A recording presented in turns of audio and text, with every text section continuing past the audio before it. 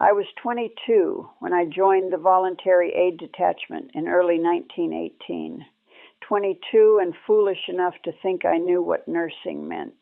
I'd done my training at a hospital in Surrey, changed bedpans, held hands through fevers, watched old men slip away peacefully in clean white sheets. Nothing prepared me for France. They sent us over in March, just as the German spring offensive began. The recruitment posters showed nurses in crisp uniforms, angelic figures bringing comfort to grateful soldiers. They didn't show the blood. They never show the blood. My mother cried when I left. She'd already lost my brother at Passchendaele. Not you too, she said, gripping my hands at the train station. But I had this idea, this stupid, naive idea, that I could save someone else's brother, that I could make a difference. The casualty clearing station was 10 miles behind the front, close enough to hear the guns at night. A constant rumble, like thunder that never stopped. The buildings were converted farmhouses and hastily erected tents, the floors duckboards over mud that seemed to go down forever. Sister Matthews met us new girls on our first day. She was 40 maybe, with eyes that had seen too much. You'll lose patience, she told us matter-of-factly. That's the hardest lesson. You can't save them all, and you can't let it break you because there's always another ambulance coming. I nodded like I understood. I didn't understand anything. His name was Private James Hartley. I didn't know that yet. On that first night, he was just a stretcher case among dozens, and I thought, God help me, I thought I could save him. The ambulances came in just after midnight. You could always hear them first, engines grinding through the mud, then voices shouting, stretcher bearers running. Sister Matthews assigned me to the resuscitation ward, the worst cases, the ones who needed immediate attention or they wouldn't see morning. Stay calm, do your job, follow orders, she said. Then she was gone, swept into the chaos. The smell hit me first, blood and gangrene and something else, something sweet and rotten that I later learned was gas gangrene. It coated the back of your throat, made you want to gag, but you couldn't. You just breathed through your mouth and kept moving. They brought him in on the fourth stretcher, young, maybe 19. His uniform was more blood than khaki, shrapnel wounds across his chest and abdomen. His face was ash gray, lips blue, but his eyes were open, clear brown eyes looking right at me.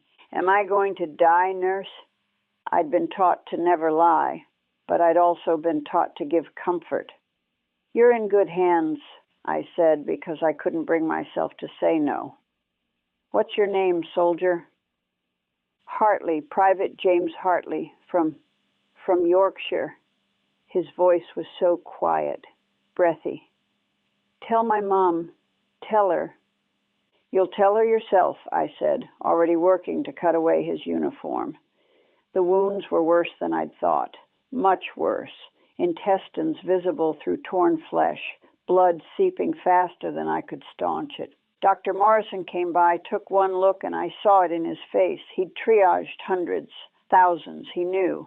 Morphine, he said quietly, make him comfortable. But there's nothing to be done. His voice wasn't unkind, just tired, infinitely tired. There are boys we can save. Focus on them. Then he moved to the next bed, the next boy, the next impossible decision. I stood there with the morphine syringe, looking at James Hartley's brown eyes. 22 years old, and I was being told to let a boy die. No, not just let him die. Make the choice not to try. Please, James whispered. It hurts. So I gave him the morphine. I stayed with him because I couldn't just walk away. Sister Matthews was right. There were other patients who needed me, boys we could actually save, but my feet wouldn't move. I pulled up a stool beside his stretcher and took his hand. His grip was surprisingly strong at first, desperate. I'm cold, he said. I piled blankets on him. It didn't matter. The cold he felt was from the inside, from his life draining away onto that canvas stretcher. Will you stay? I'm not going anywhere. That was a lie. I was going to leave him. I'd have to, eventually, when the next ambulances came. But for now, I could give him this: a hand to hold, a face to look at that wasn't twisted in pain or fear. He talked, when the morphine let him, about his mother's cottage in Yorkshire, about his girl, Sarah, who worked at the mill. They were going to marry when he came home. He had it all planned. A small ceremony, nothing fancy. They'd live with his mom for a bit until they saved enough. "I've got the ring in my pocket," he said. "Been carrying it for 3 months, waiting for the right time to send it home." I found it later, when I was going through his effects. A simple gold band probably cost him 6 months' pay. It had blood on it. The morphine was wearing off. I could see it in how his face tightened, how his breathing changed. Fast, shallow gasps. I gave him more, even though I shouldn't have without orders. What did it matter now? "I'm scared," he whispered. 22 years old, and I wanted my mother. "I know," I said. "I'm here. You're not alone." But he was alone. We all are in the end. I was just a stranger holding his hand in a tent full of dying boys while the guns rumbled on outside. Around 3 in the morning, he started asking for his mother, not calling out. He was too weak for that, just murmuring her name. "Mom, Mom, I want to come home," like a child after a nightmare. I stroked his hair. It was matted with blood and dirt, but underneath it was brown and soft. Some mother had washed that hair, cut it, ran her fingers through it while he was growing up. Some mother was sleeping peacefully in Yorkshire, not knowing her son was dying in France. "It's all right," I whispered. "You can rest now." His breathing was rattling. Agonal respirations we'd learned in training. The sound of dying. I'd read about it in textbooks. Reading about it and hearing it are different things. He looked at me one last time, those clear brown eyes. "Thank you," he said. Then he was gone. I sat there for a long time after. His hand was still in mine, going cool and stiff. Someone needed to close his eyes. That's what you did, wasn't it? Close their eyes, make them look peaceful for the burial detail. But I couldn't let go yet. Sister Matthews found me there. She didn't say anything at first, just put a hand on my shoulder. "First one?" she asked gently. I nodded. I couldn't speak. "Come on then. There's tea in the nurse's station. There are other patients." "There are always other patients." 5 minutes. "Come." She led me out of the resuscitation ward, through the pre-op area where surgeons were working by lamplight, past boys moaning on stretchers waiting their turn. Outside, the night air was cold and clean, almost painful after the stench inside. The tea was strong and sweet, probably had been sitting on the stove for hours. I wrapped my hands around the tin cup and tried not to shake. "His name was James," I said finally. "He was going to marry a girl named Sarah. He had a ring." "Don't," Sister Matthews said quietly. "Don't learn their names. Don't ask about their sweethearts or their mothers or their plans. It doesn't help them, and it'll destroy you." "How do you do it?" The words came out sharper than I meant them. "How do you just move on?" She was quiet for a moment, staring into her own cup. "You don't. You just keep moving. There's a difference." Another ambulance was pulling up. More stretchers. More boys. The guns had been particularly heavy tonight. The spring offensive was in full swing. They said the Germans were pushing hard, trying to break through before the Americans arrived in force.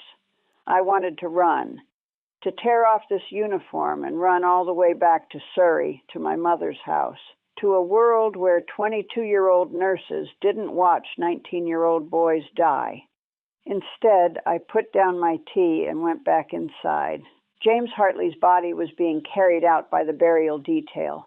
They'd already replaced him with another patient, a boy with no legs, unconscious, probably wouldn't last the hour. I picked up my scissors and began cutting away his uniform. They told us James died of his wounds. That's what goes in the telegram to his mother. Died of wounds sustained in action. Clean, heroic almost. They don't tell her that her son bled out over 4 hours on a canvas stretcher, that he cried for her, that a stranger held his hand because there wasn't enough morphine, weren't enough doctors, wasn't enough anything except mud and blood and boys dying. I lost 11 patients that week. I learned to stop asking their names. The work became mechanical. Cut away the uniform, assess the wounds, stop the bleeding if you can. Morphine for pain, bandages, move to the next bed. Don't think, don't feel, just move. Sister Matthews was right. You can't save them all.